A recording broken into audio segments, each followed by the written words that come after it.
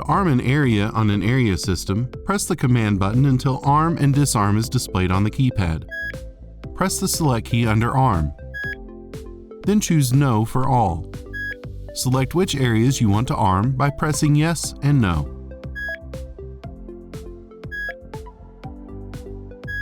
The countdown will begin, and your system will arm the areas you have chosen.